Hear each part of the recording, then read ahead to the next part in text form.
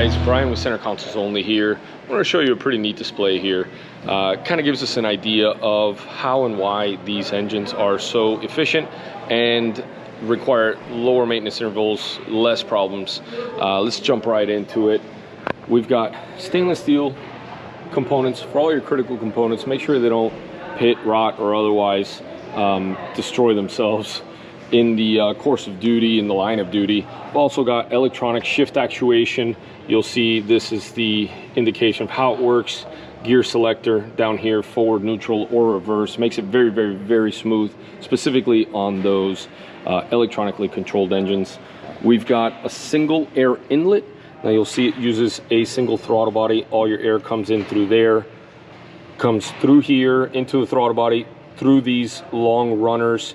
That smooths out the air that's coming in, makes it less turbulent, and goes ahead and evens it out so you get nice, good fuel burn. As we come to the other side of the display, we'll see some of the other innovations here.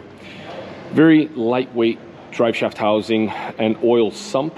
Really nice central motor mount controls where the motor is actually connected to, and you'll see kind of an indication of what a motor mount looks like. We also have electronic multi-port fuel injection. Now that's going to make it very, very specific, the type of fuel, the amount of fuel, and the speed and pressure at which we're getting it at. Makes it, again, very, very, very reliable. We've got low copper aluminum alloy on these, corrosion fighting, durability, hoping that, even if you have it in the salt water, you're gonna have a long time using these engines without failure. Very, very neat options, very simple design elements to go ahead and give you guys tons of reliability and tons of years and hours in service. Guys, if you like this content, please feel free, like and subscribe. Show us a little bit of love.